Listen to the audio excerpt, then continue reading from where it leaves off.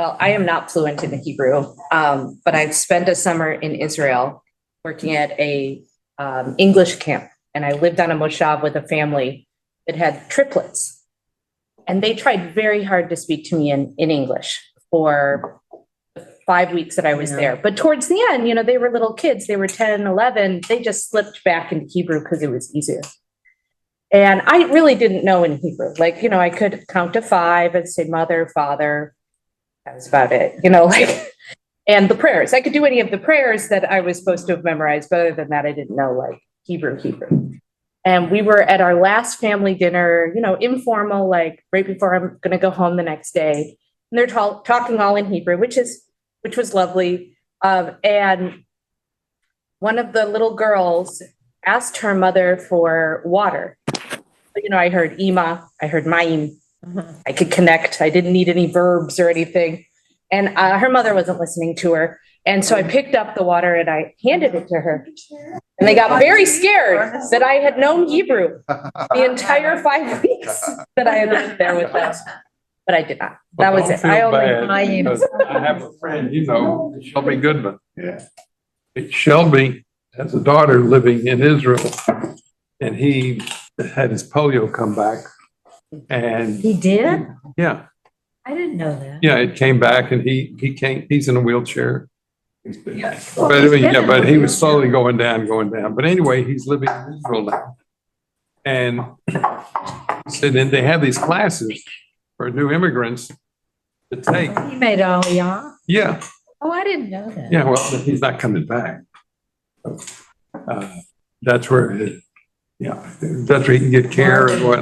Right. Anyway, I was talking with him the other day, and he made the comment.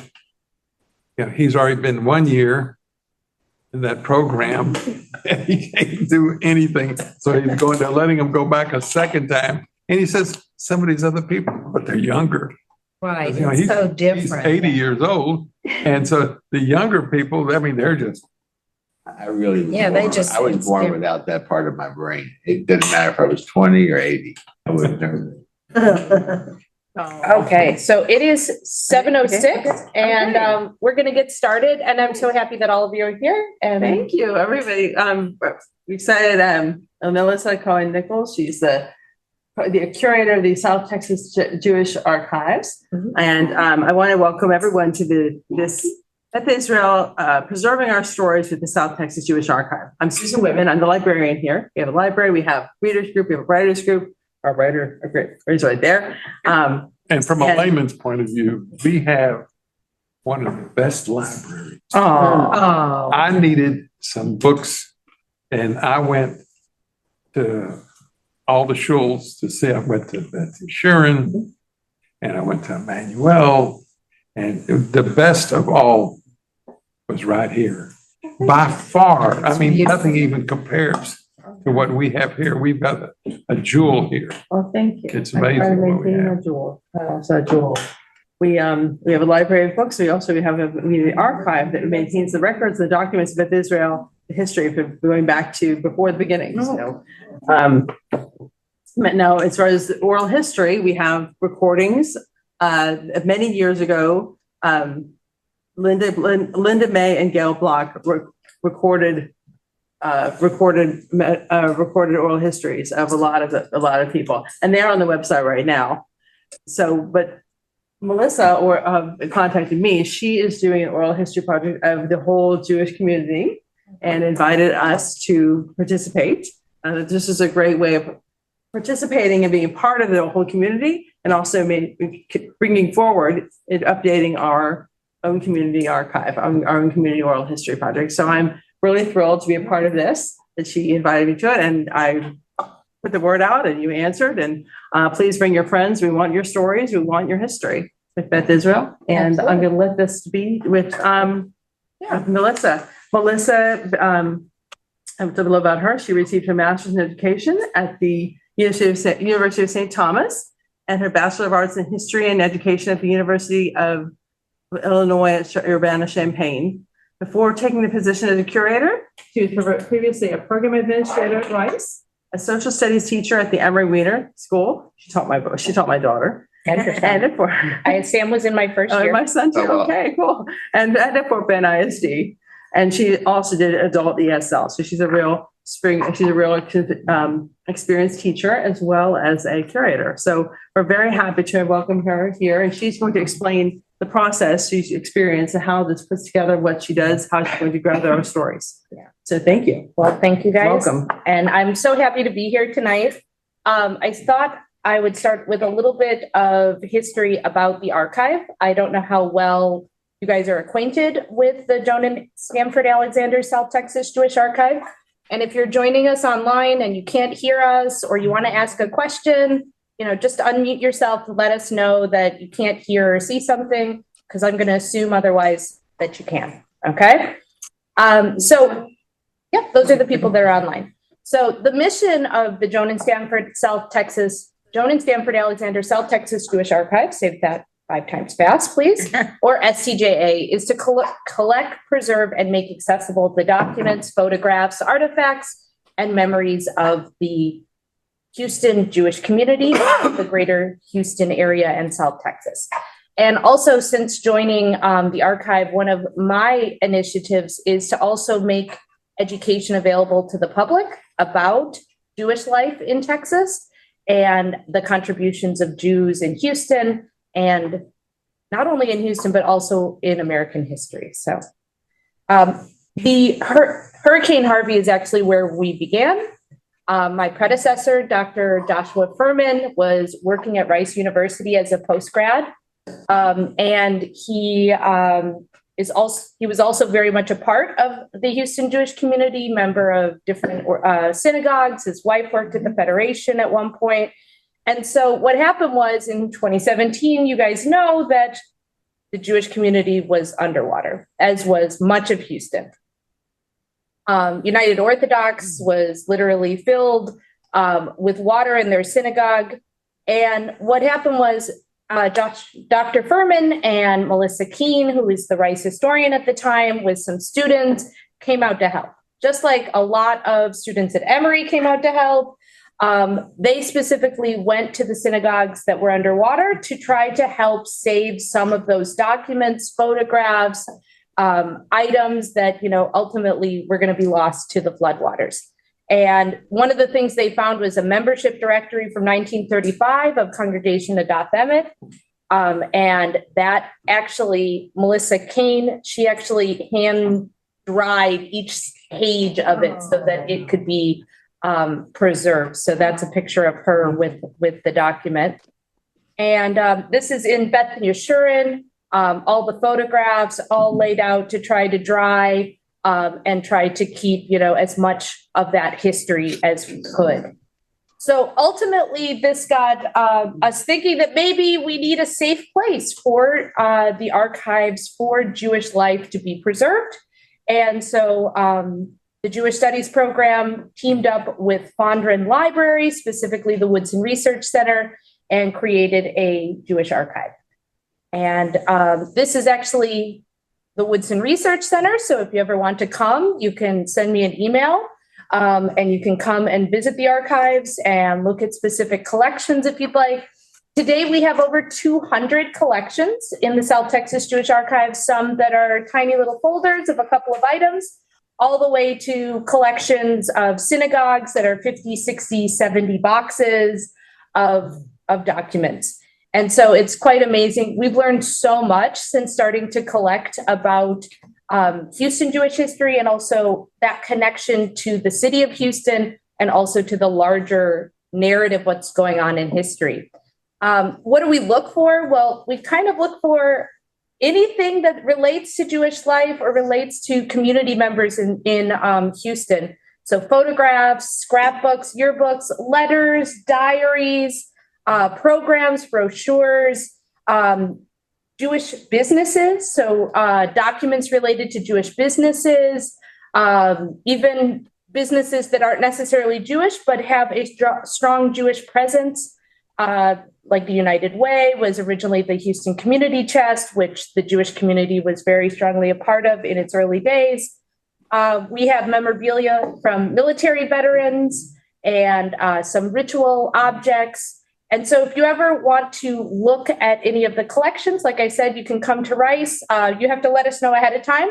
The vast majority of the collections are off-site in a secured library archive giant warehouse that is temperature controlled and humidity controlled. So we do need 24 hours notice to get them to pull whichever collections you want to look at.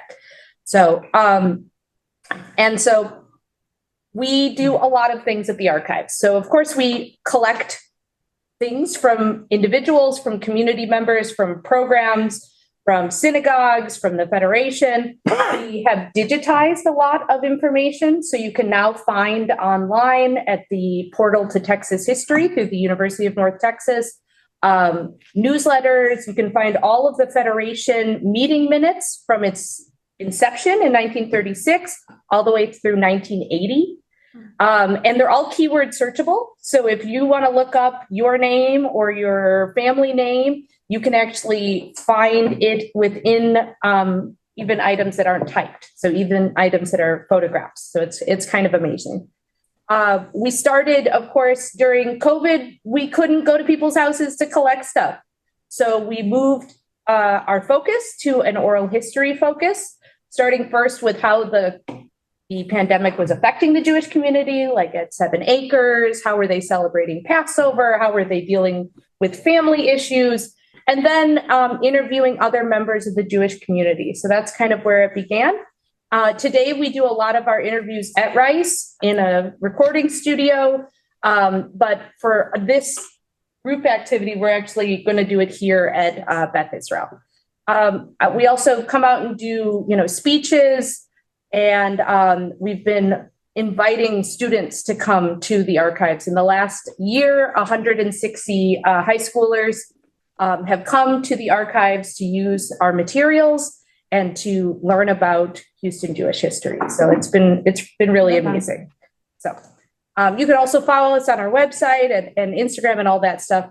So this is actually our website for our digital items. It's through the Fondren Library, so we're in conjunction with them. And I will send out all of this as an email at the end, but you can actually go to the link and you can listen to the oral histories that we already have for the South Texas Jewish Archives. Wow. So you can listen to them. We also have transcripts of each one of the oral histories. These are all in alphabetical order by first name. And all of these we have over 60 posted at the moment. And then we have several in production behind the scenes. They have to get transcriptions before we move on. So you can look at all of that when you get a chance. So I thought it would be interesting to talk a little bit about history. I don't know how much you guys know, but just walking around, I've actually been in this building now for an entire semester. I work on Wednesday nights at Kehila High, teaching Jewish history. And so I've been here a while, and I love the history wall. And a lot of what I'm going to talk about has snippets from the wall, but also things that I've found on my own about Beth Israel's history. If you've been here a while, you know that this is the oldest synagogue in Texas, not just in Houston, but in Texas. And it actually doesn't start with a synagogue. It starts with a cemetery. Okay. So when we're dealing with kind of the wild, basically we're living in the Wild West when people are first coming here, there's not a lot of, community services available. And one of the things you're going to need a sacred space in order to bury your dead. So this is one of the oldest legible gravestones in the cemetery. It is of Hermann Jacob, who is from Prussia, and he died sadly at the age of 23 and was buried in the cemetery. So that is at 1207 West Dallas today. And there's a fantastic book that we have in the archive called The Centenarium History of Congregation Beth Israel from 1854 to 1954. It's a lovely read. It was written by Ann Nathan Cohen, so several of the things come from her book. She also wrote another book with a famous rabbi from Galveston named Rabbi Cohen about the more general Houston history as well. So it was founded actually as an Orthodox synagogue in 1854. Really, Reform Judaism wasn't much of a thing at that point. It was just starting originally in Germany, and then it makes its way to the United States. And that's really where Reform Judaism takes off. Because there's a lot of spirit of independence in Reform Judaism, and there's also a lot of spirit of independence in American culture. And I think Jews living in very small communities far away from Jewish centers had to make do with what they had and had to make Judaism work for the way that they were living in the real world day to day. So it started with 22 members, and they had an official charter. This is a transcription of the official charter from the city of Houston from December 28th, 1859. And if you love history, you can, look up each of these people. These were some of the founding members, and it was officially, approved. So you guys get the oldest synagogue in Texas. I'm sure that if you've looked around the halls, you recognize this guy, Rabbi Zacharias Emmett, and he is the first full-time Jewish religious leader in the state.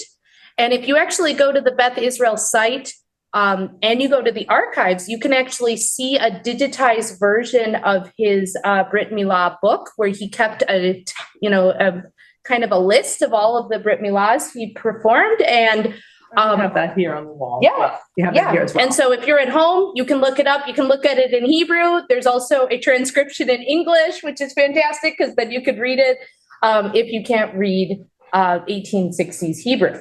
Okay. And so he ends up being one of the first full-time rabbis. They don't renew his contract, but he does keep showing up in the literature with Beth Israel. So he's still around, and he does come back to the pulpit for a while in the 1870s.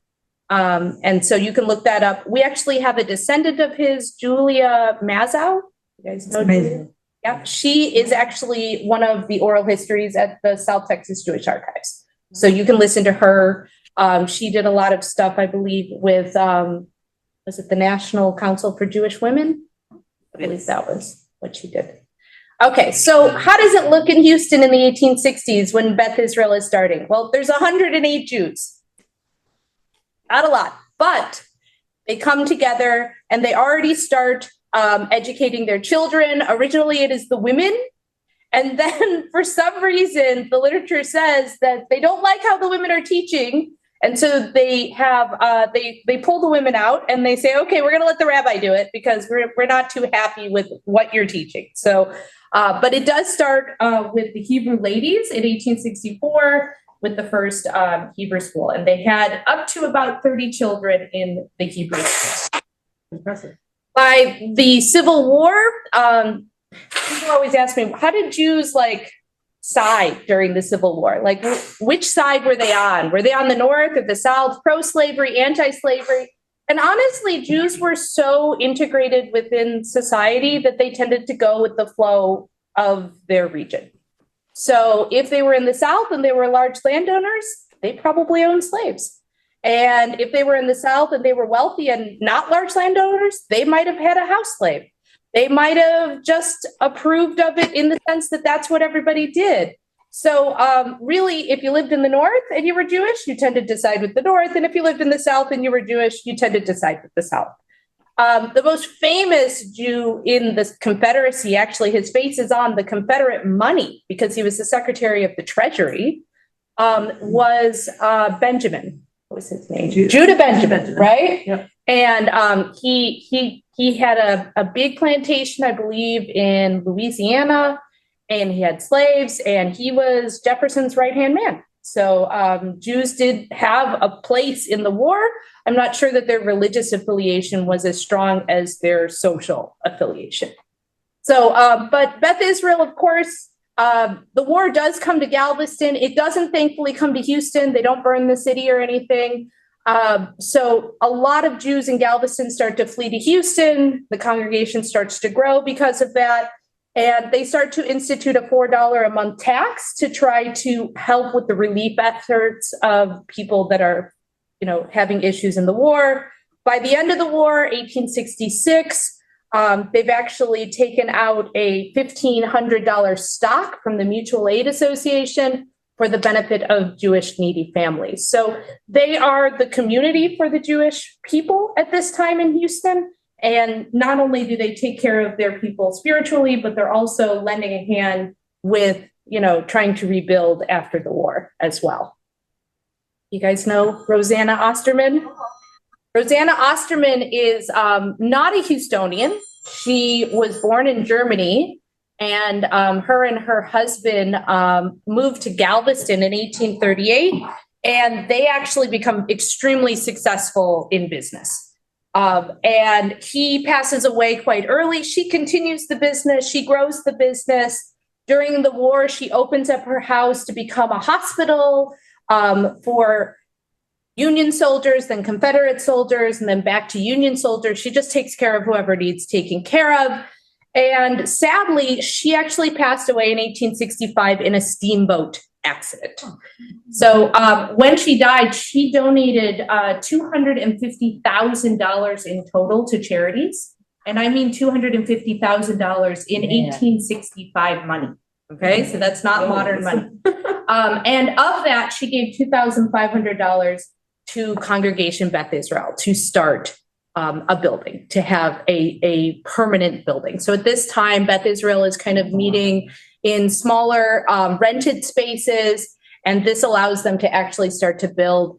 And this is actually from the meeting minutes. It says, late lamented Mrs. Rosanna Osterman of Galveston, with the promptitude of a benevolent heart and philanthropic feelings, did bequeath this congregation a sum of $2,500 towards the building of a synagogue. And it is resolved by this congregation that we as a body pledge ourselves to commemorate the names of Mr. and Mrs. Osterman, deceased, as long as the congregation shall exist, and that we devote a special prayer for their departed souls during every holiday. So I know their name is up on the wall, and I don't know if you still say a prayer at every holiday for the Ostermans, but they are Not that I'm aware of. they're the seed money. No. So maybe we need to bring it back, But there should be. let the rabbi know that we got to say a special prayer for the Ostermans, because they start the whole thing with their donation. By 1867, you can see that they're starting to advertise for full-time clergy, and they're trying to get people to come in. At this point, there is no American institutions to ordain rabbis. That doesn't happen yet. Okay, so we have to bring in people from Germany, from Russia, etc. And as you probably know, from England, that's where one of your big rabbis came from in 1900. So when the cornerstone was laid with the Ostermans' money, and I'm assuming the synagogue also had to chip in quite a bit to get it started, it was a major deal. Hundreds of people from across the city went to the cornerstone laying in 1870, not just Jews.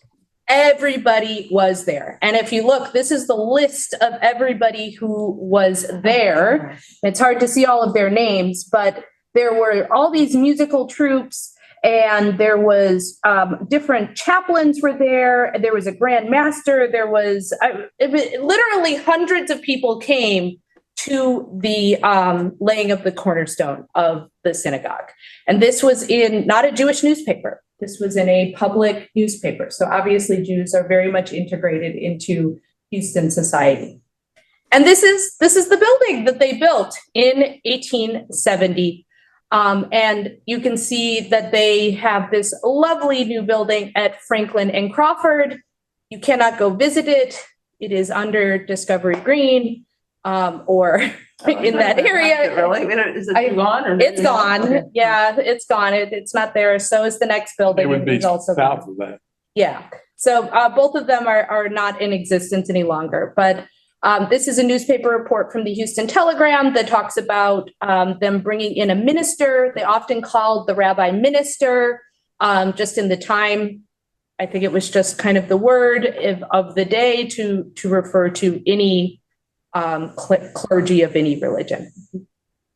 And so then we start to see a shift in the synagogue and in the needs of the synagogue. And we start to see a move away from orthodoxy to reform.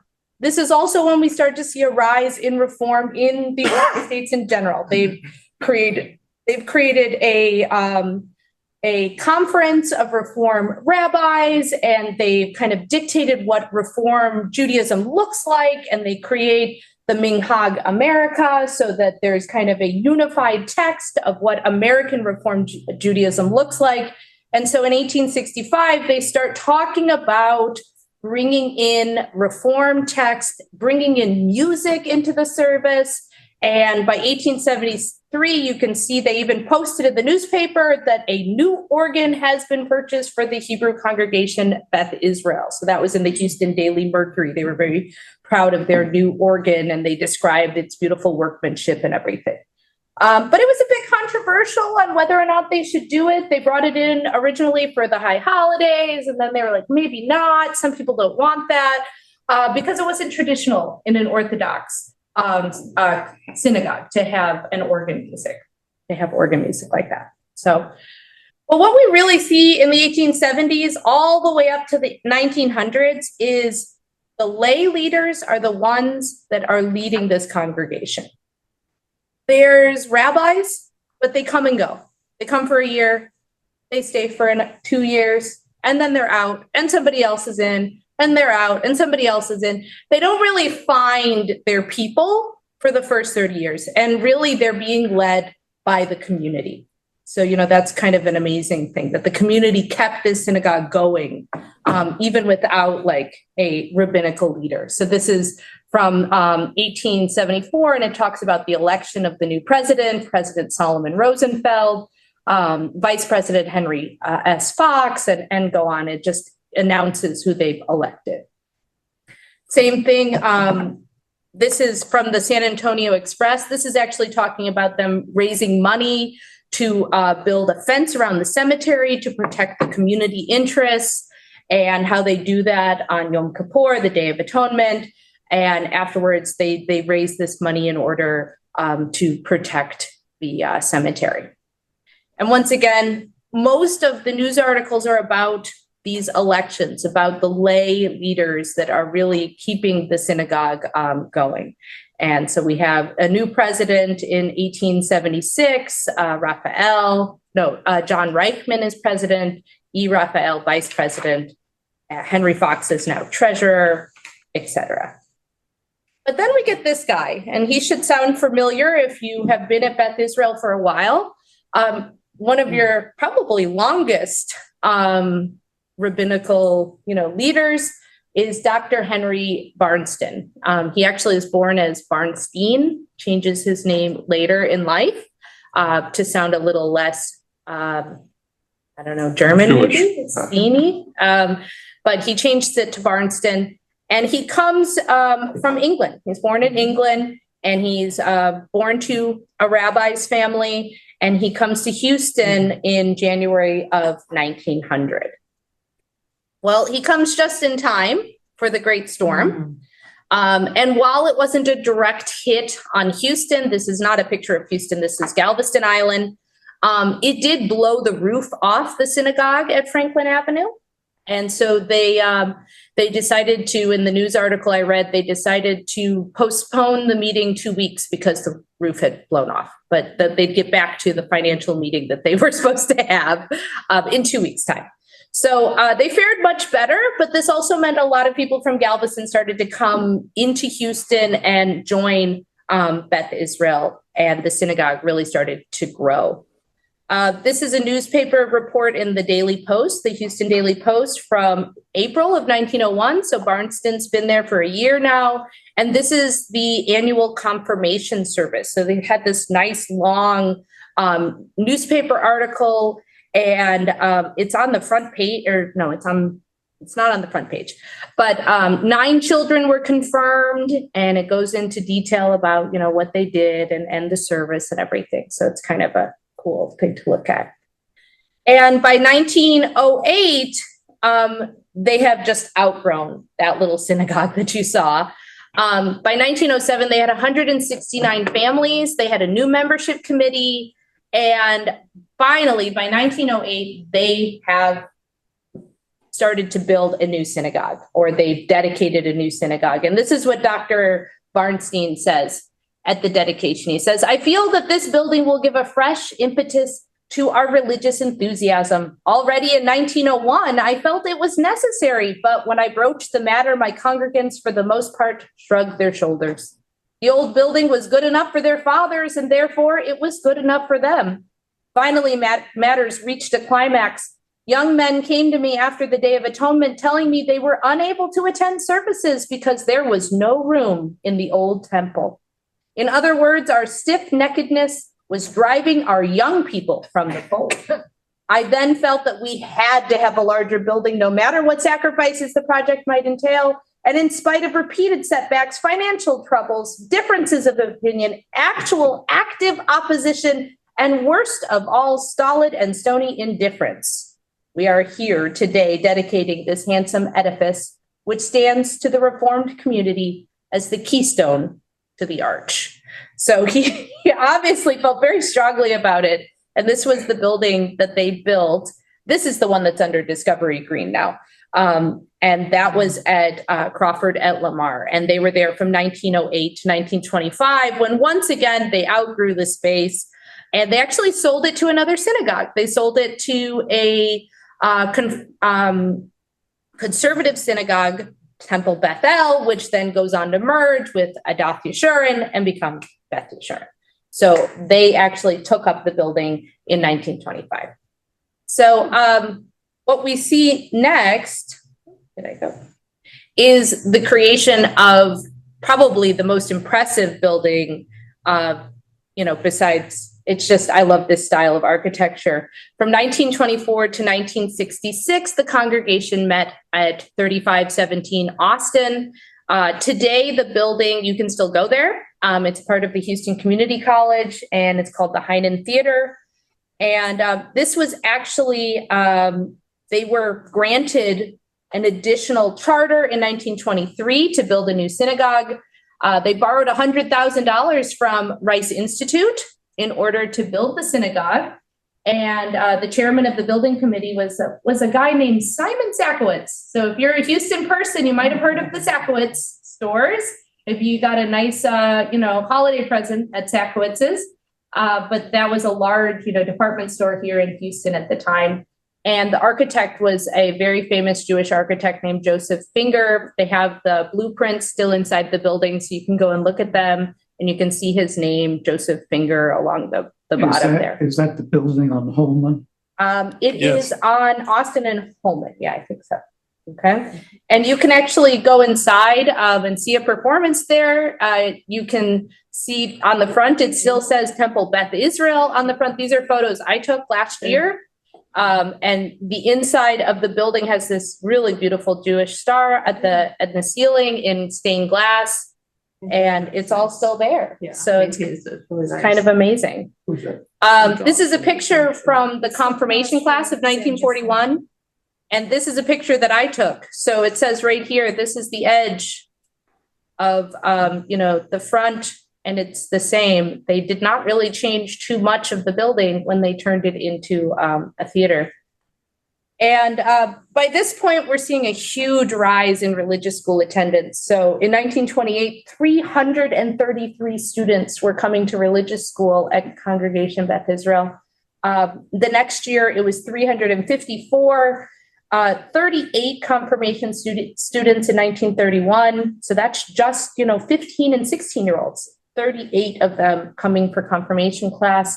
And it took them a while because of the war, but by 1950, they opened an entire new wing for the religious school to take place. And they had 460 students by 55 and 870 total members by 1843. And they did a lot of interesting things. They worked with the Houston Public Library for like a reading competition, and the library donated hundreds of books to the synagogue. So maybe some of the books are still here. I don't know.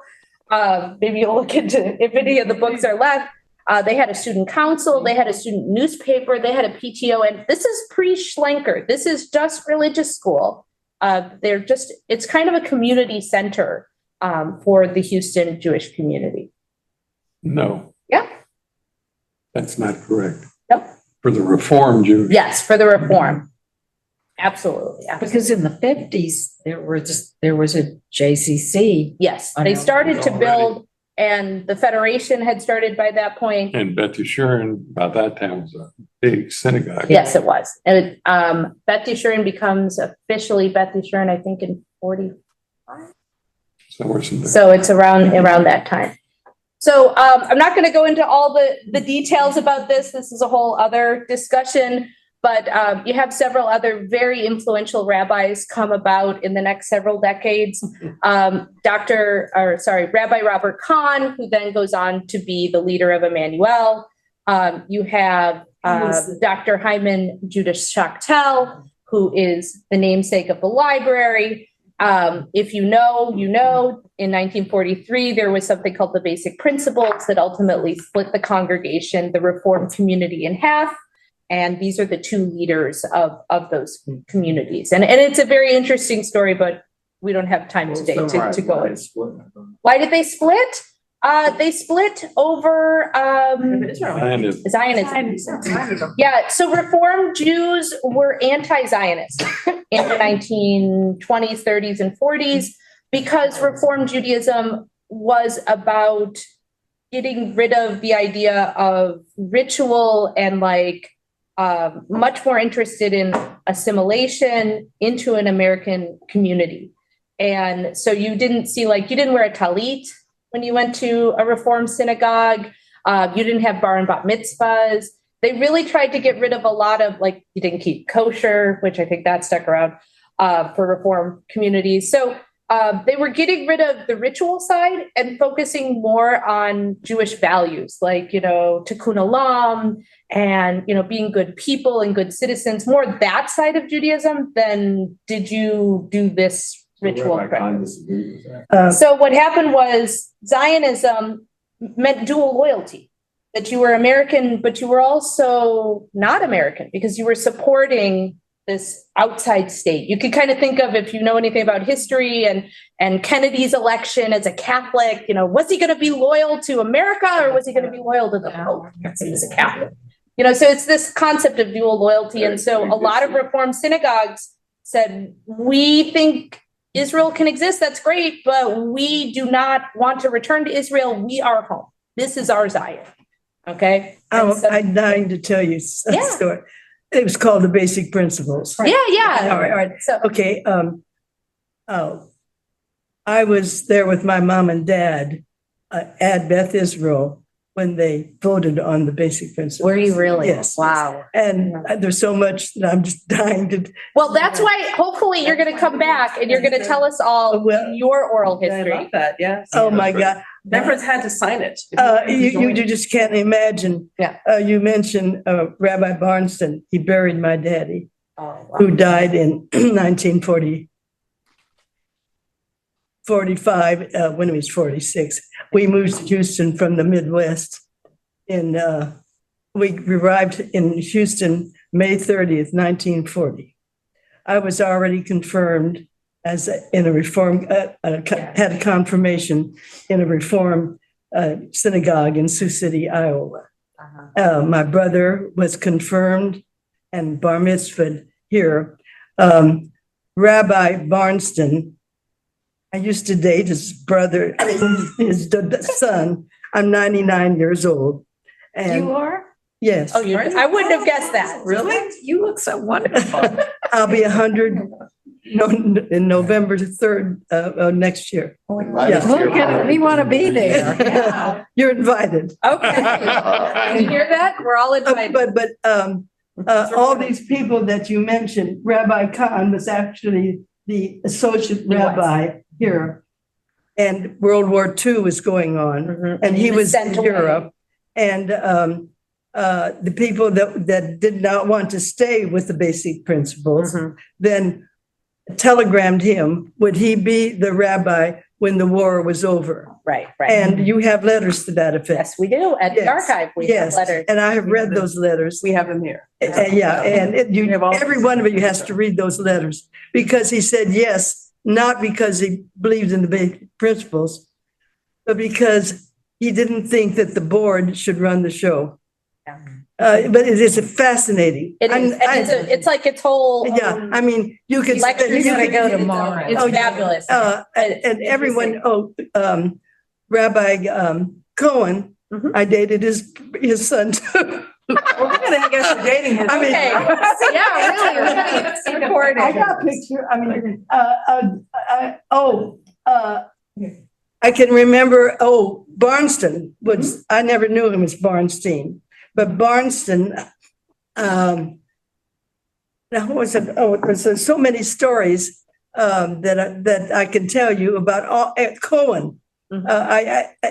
I'm not going to say it again. Okay, well, we're almost done with a little history lesson, and then we're gonna talk a little bit. Yeah, well, yeah. So ultimately, the Jewish population doesn't stay in one spot. They start to move in the 1920s to what is called Riverside Terrace.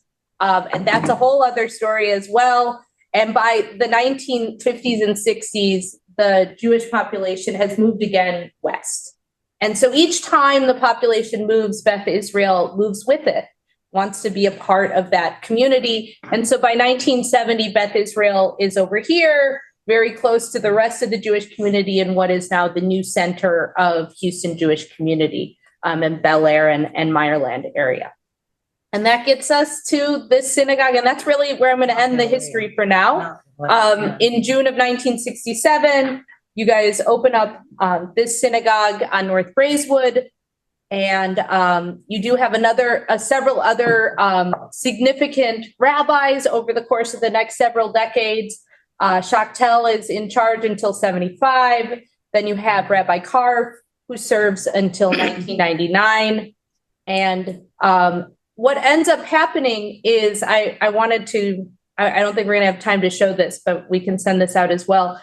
Earlier in the discussion, you said that the oral histories were done by Gabe Locke and Linda May, and they actually made a video in 1976 of Beth Israel, kind of like a little history, and it's about a 30-minute video. We were never going to watch the whole thing, but you can. The Lord is one. The Lord is one. When you die, when you die, when you die, when you die, Israel, believe Torah. He said, "Move, believe Shama." Israel, believe Torah. He said, "Move, believe Shama." So Linda May was my best friend. I really? Yeah. I sent I sent her a note. She now lives in Tucson. To say that, yeah, You I mean, listen and- on the archive site, you can hear her talking. yeah. So if you go to the Beth Israel site, you can actually go to the oral histories that were done.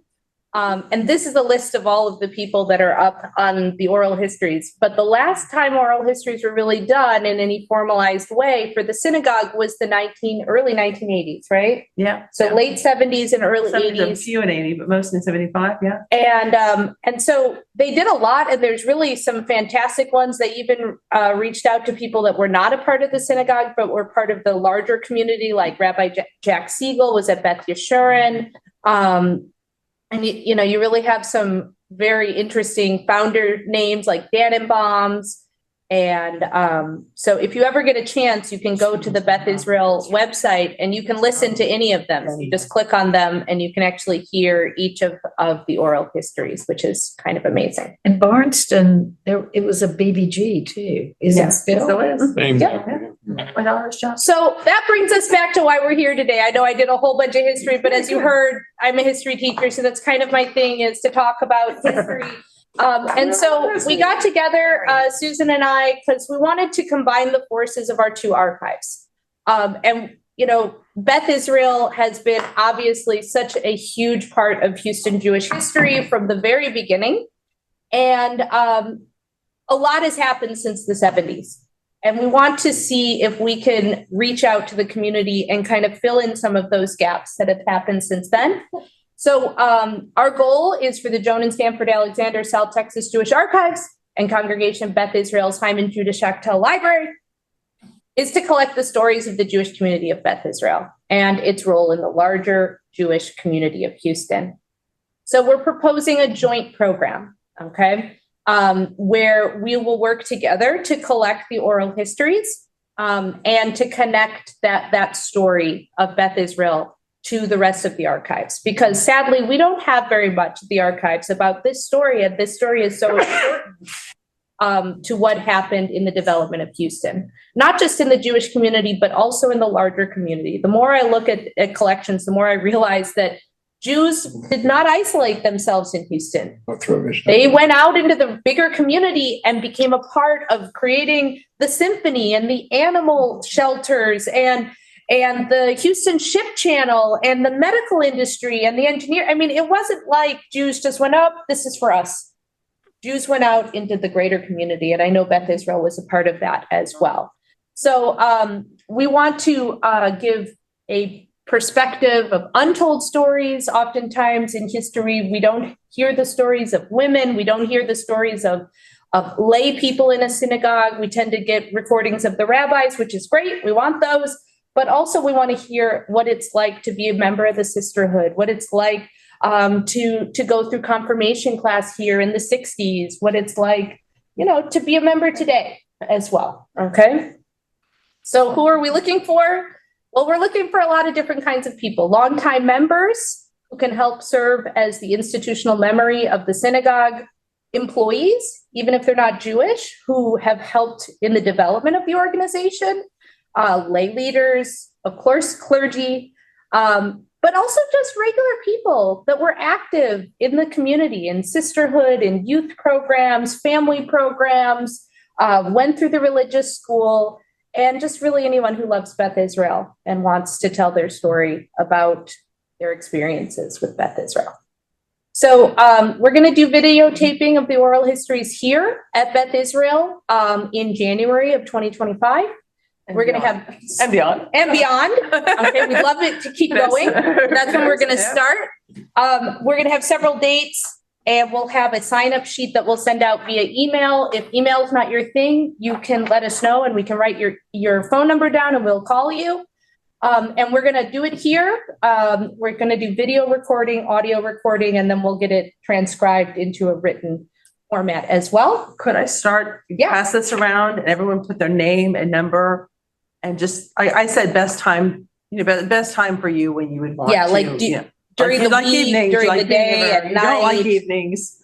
I'll start Sunday's down here. best. One thing I do want to make clear is because it's going to be a partnership for us to do oral histories at SCJA, we sign a release saying that you understand that you are doing a recording. It will be a part of the South Texas Jewish Archives, and it will be posted on our website.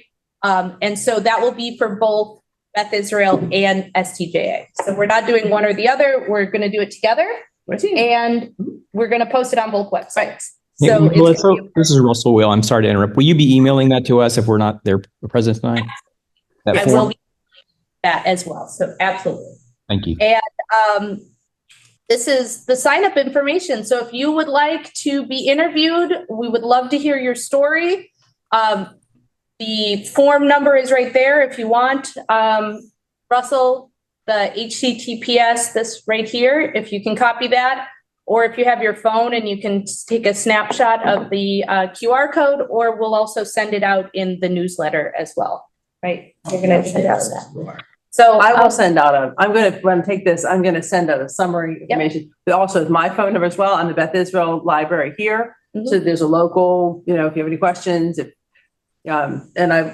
Melissa and I work together. So anything, and I can relay any questions about it or the answers, but you'll have a contact here as well. Yeah. I would love to know who was dating. Houston based. Who is the person who is dating all these people? I don't know who's in attendance. It sounds like, I'm going by voices. I'm so sorry. I didn't hear what you said. Can you repeat that one more time? Well, I'm sorry. Thank you for your presentation very much. I'm Janet Frost. But I just think the people who are with you now, it sounds like you've got quite a few people who could give you a wonderful oral history themselves. Oh, yeah. And Is Joan Alexander one of the people there? No, she's not here Unfortunately, right this is now. not, we don't have the. Okay, because I know Joan, I know she told us she's 99 and that I'm sure well, Joan Alexander, she's part of the title of this whole project. So, that's an She indication. was asking, and I'm sorry, I don't know your name. Enid Robinson. Okay, Enid Robinson was Janet Yes. asking who was the one who was dating the different people. Enid I suspect that would not get in there. Well, it sounds like you would be wonderful for the oral history. Yeah, absolutely. And In those days, if you would like to sign up, we'd love you to as well. If you know other people who can make it tonight that might be interesting, that you'd like us to reach out to, let us know. And who was the gentleman who complimented our library? that was you. That was me, Sonny Gerber. Oh, I thought I recognized your voice, Sonny, but I can't tell who's in the room. You're too far away from the camera. Yeah, it's quite My far. family's been in Houston No. Somebody posted something from back in the 20s. in the chat, but I have no way to see the chat based on this program. I think it was Russell asking about the email address. Yeah, and I was going to also, I didn't date Rabbi's family or anything like that, but I was a groundbreaker at 6 years old for this congregation on Braeswood. So that I can claim to. Good. Fabulous. And your aunts are already in the oral Yes, history. exactly. Yeah. And they're also the oral histories and then the information that I submitted to you, which I'm going over to France in October to see the artwork. Yeah, so they're actually in both archives, his aunts. Are, And I think, You knew them, Janet. You knew my aunts, Balbine and Hulda Schwartz. oh, I've worked with them in Women's American Art. Yes, I did know them very well. Wonderful, wonderful people. So are there any questions about the program or? So I think the next step is we'll take these names and we'll make it, we're going to make something to send you all to for the next. What about the past presidents of the congregation? I think they would be wonderfully gifted with knowledge. And I'm just thinking of people who made huge contributions to the library and to our archive. A Daly, very important person in the city, Dr. Ray K. Daly. Absolutely. And you have someone that couldn't make it tonight, who's Ray K. was her great aunt. So. Okay, I would love to speak to her. I just did a whole series on Houston Jewish women at the Jewish Community Center, one of their classes, and she was one of my people. Oh, yeah, very, very important. Yeah. I forgot her first name, but Nathan.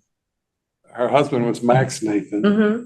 Mm-hmm. Got his wife's name. Rebecca I think. Sakowitz Nathan. Yes. Or Nathan Sakowitz. No. She was a Sakowitz. Yeah. Yeah, but she was instrumental in forming different organizations. Yeah. She was also in my talk on women too. So you guys. The other one in your talk, yeah, Dannenbaum's very important. Yes. In Houston, yeah. Yes. I didn't recognize. And we have him when he Dannenbaum's first came papers, out. the lawyer Dannenbaum's papers at the archives as well. He Yeah. worked specifically on the issues of human trafficking in Houston. Some of them aren't Jewish anymore. Yeah, but, you know, yeah, but but it's the background, yeah.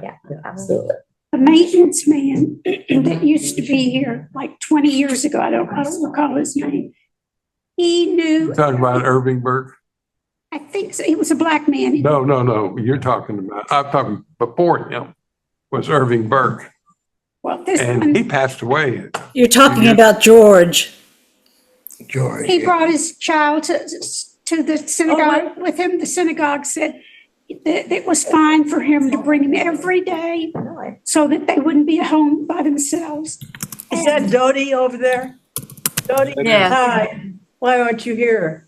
I didn't learn She's anything. always here. Yeah, Dodie's a big, yeah. Dodie's parents. She knows as much as anybody in the city. Wonderful. We got to hear your Yeah. story. Have you got any information about Beth Almond Memorial? We have I do believe we have a small collection on that, but not very big. That we started, I was on the founding board of that in the 80s.